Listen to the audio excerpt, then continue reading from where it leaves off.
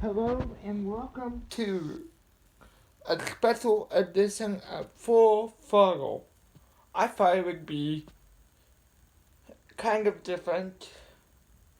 Maybe do this every once in a while, every once a month, to get somebody um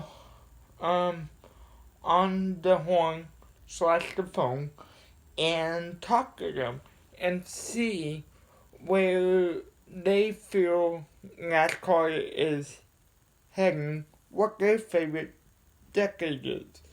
Um, so just give me one moment.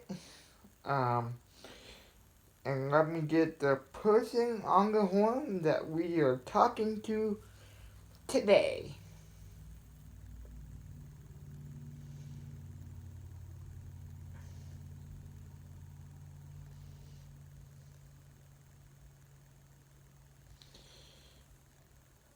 They pick up.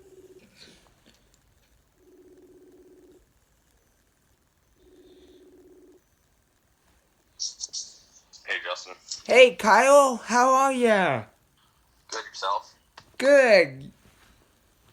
Well, you ready for your thoughts? We are Sure, live. let's do it. Okay, so my first question to you, and Kyle just give me your honest opinion. I'm going to give you 2 decades to pick from, and I want you to tell me who your favorite driver is from that decade and why. Okay, so Okay. your first decade will be 79 and and 81. So at 79, 81. Got me? Yeah, and I know a few drivers from that time, but I still wasn't born yet, so I'm not sure, Okay. how much you can really say about those times. Okay. Fair enough. Fair enough. Good honest answer. Um, so tell me, and this was another question I was going to ask all the interview. Um, tell my viewers out there where you think, first of all, who's your favorite driver out of this decade, the 2000s? Like, any 2000s. Well, I was a big Matt Kenseth fan until he retired. Back in the day, I used to collect all of his NASCAR, had his championship coat and everything. But since he's retired, I would lean more towards Ryan Blaney. Like how he carries himself, and also I saw his dad racing sprint cars when I was young. Okay, do you like, when you say you like how he races, do you like how aggressive he is? Because some drivers are aggressive, but they can get too aggressive. I mean, we've seen it on the. I don't know if you have spent much time watching the iRacing races, Kyle, but Yep. I know we've seen it very much so on those iRacing races. So, I almost think that Ryan Blaney probably needs to get a little more aggressive. I think he's probably too nice of a guy at the moment. I think he could actually get a little more aggressive. yeah. So, who, who in your opinion is the worst aggressive driver? Like from this decade, from the 2000s.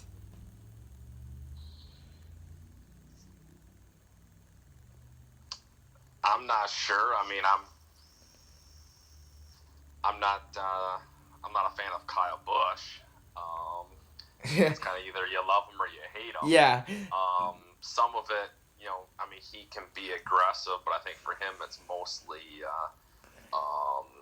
it's just his attitude that rubs people the wrong way.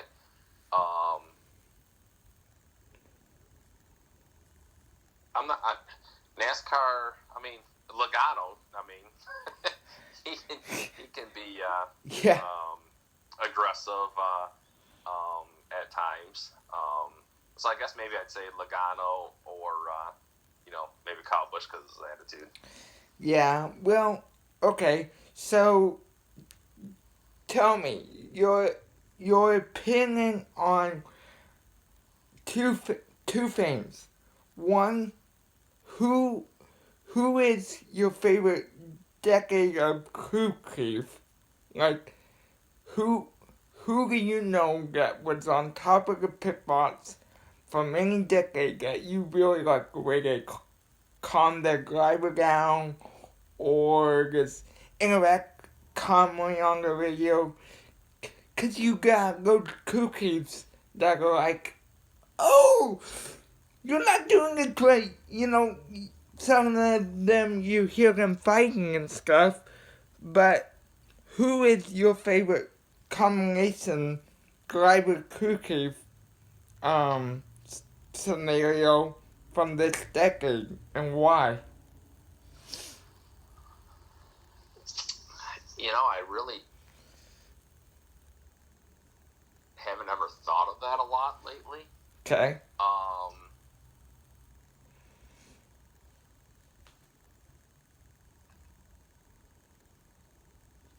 Well, if you could just give me a honest opinion, who would it be? I mean, the one that probably has to have the most patience is Kyle Busch's crew chief. Can't think of his first name right now, but his last name I think is Stevens. Yeah, Adam Stevens. He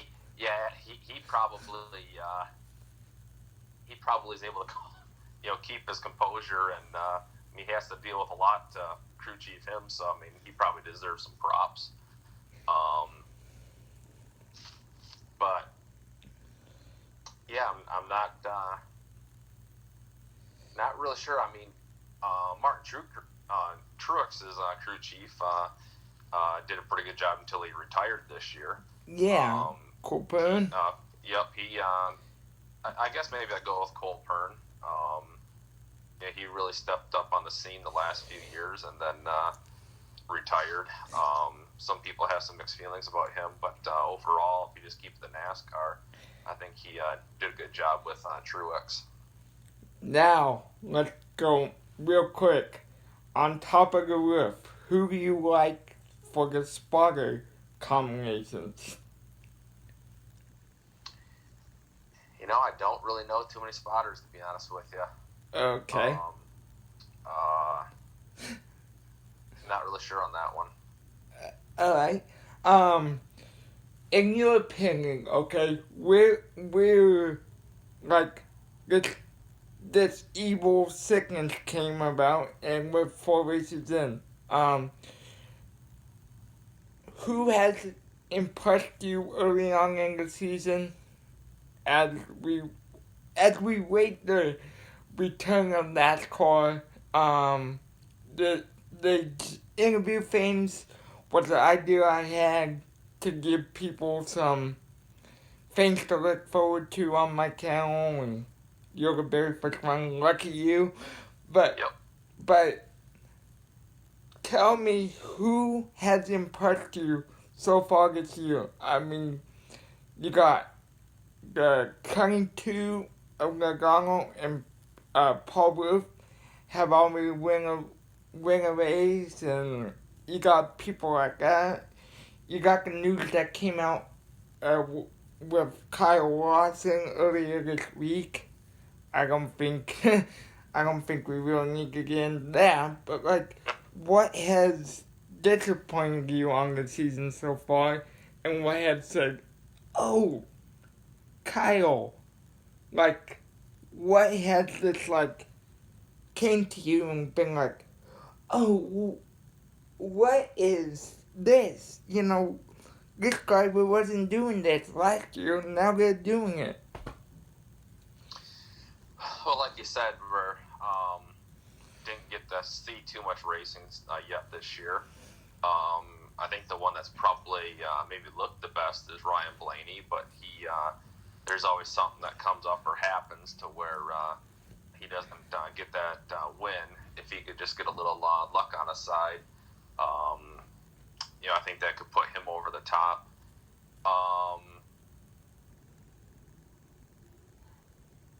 It's just so early. It's going to be interesting when we go back to the regular season to see, how drivers react to getting back into the car. Will it take some drivers a couple weeks to get into a groove? Will it take some months? Will someone come out and surprise us? With all this, I think Ross Chastain has probably made out the best, subbing for Ryan Newman, and then you could see him going to the 42. So, it'd be interesting, I guess, to see what he does, and with because he's the equipment he has. Yep, because he could remind everybody, now that you make that statement, let's remind everybody he's with Collin Racing in the Xfinity Series this year.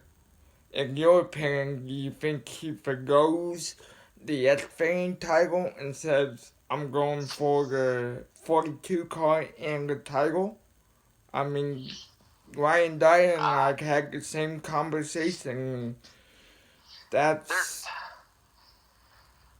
a chance he could. He has a lot better shot at winning the championship in Xfinity than he would in Cup. But at the same time, if he was able to make the Cup playoffs, there might be a lot more money involved. Yeah. Just taking, I don't know what the payout is, but I mean, if you would take 10th or 12th in the points in Cup, you might make more money than if you take, first in Xfinity. So, yeah. Without knowing, money-wise, I think that he'd be better off just, sticking in Xfinity for the championship. But money will probably determine that. Now, real quick, I didn't want to get into this, but I have to know. What is your opinion on the Newman wreck? I mean, it's the Daytona 500. It saddens me. I personally have a relationship with Newman. Newman is benefiting, in my opinion, for this hiatus that NASCAR is on. Do you think we'd see him come back and get a regular this year? Or you say, or in your opinion, do you think, oh, he'll just wait till next year, forget what happened this year, and move on, even though he's okay? Because they said no timetable to return, so. Right. I think that this coronavirus actually could be a blessing in disguise for Ryan Newman, to give him time off that he definitely needs. He showed up at the racetrack, so I think that he is probably itching to get back in the car. I think there's probably a pretty good chance that he's ready to go when we actually get back to racing. Yeah, you think so? I think so too. I think so. But yeah, 2 more questions and then I'll let you go. First of all,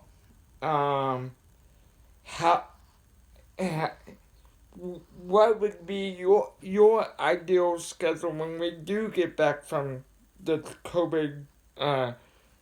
We can't say, you know what, on YouTube, so. Right. But yeah, who do you think is going to struggle coming out of this break? Because this is unusual.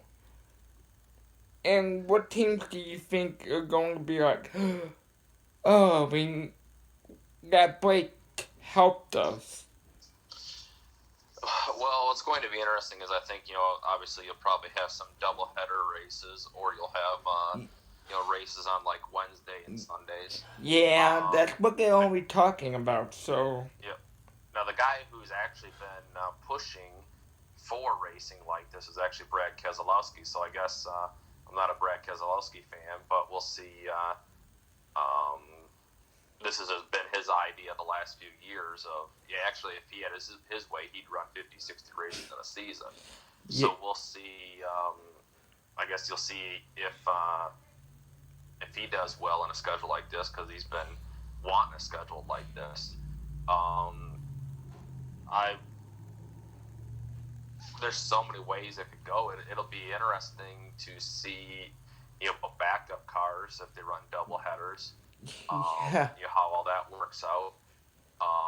It's really kind of uncharted territory. So. Oh yeah, uncharted waters, as I like to say. Yeah. God wanted us to. Uh-oh. Did I lose him? Yeah, I'm still here. Oh. No, like you said, it's uncharted territory. But last question before I let you go. Okay, it's early. But give me your prediction of what our case is going to look like. Like 16 guys you see making in as of right now, who that would still be there, and then possibly your championship 4. The pick for the 4? Yeah. The 16, you have, the guys that for sure are going to make it. Kyle Busch, Kurt Busch should make it. Ryan Blaney, Harvick, Denny Hamlin, obviously. Probably Keselowski, Logano, Truex.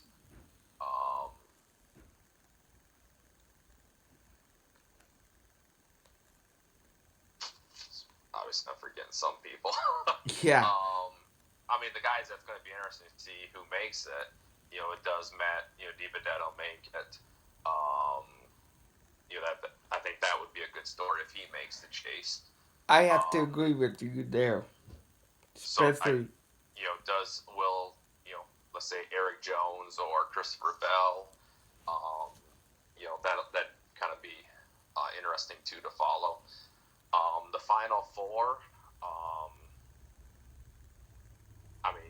it's, even though I don't like him, it's hard to go against Kyle Busch, hard to go against Harvick.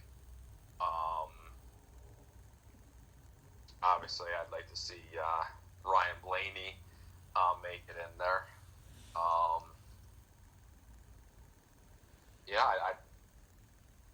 I probably would go Hamlin, I think. The last couple of years, he seemed to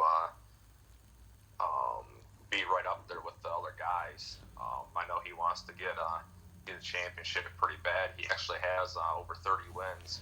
Could be wrong, but I think he's in the top 20 for most wins now in NASCAR. Like I said, I could be wrong with that, but so he's actually had a pretty good career. He wants to top that off. But they're going to ISM this year, and that seems to be about Harvick's favorite track. But Blaney looked pretty good there this year, so it's hard to going tell. To be interesting. Yeah. I'll say my final 4 will be, let's say, Ryan Blaney, just because that's who I'm rooting for, Harvick, Busch, and Denny Hamlin.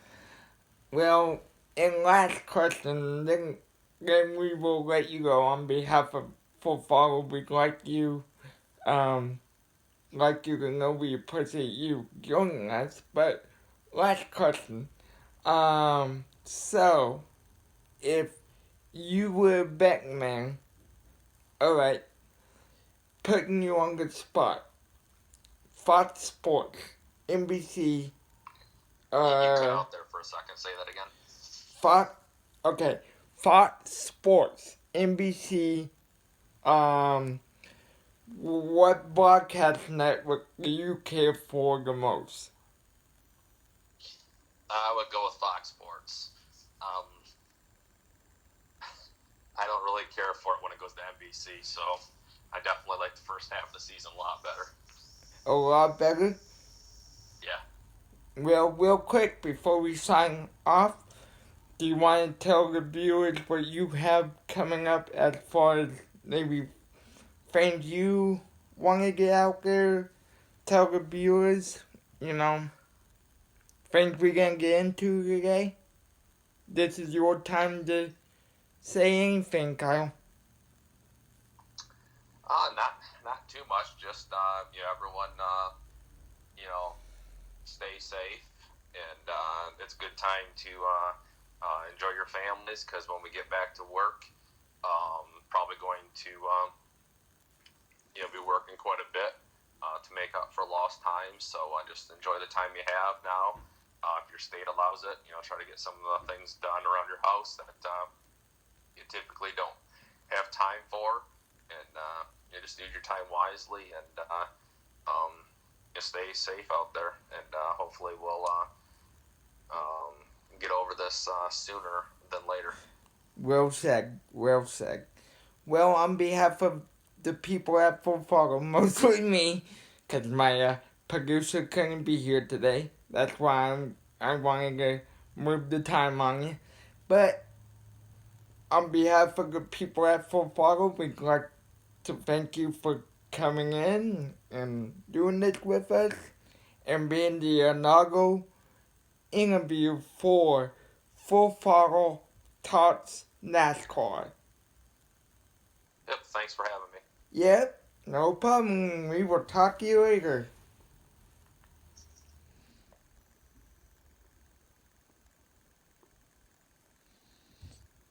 Thanks, Kyle, for being on. Oh, no problem. Yep, thanks for thinking of me and inviting me. Yep, I'll talk to you later.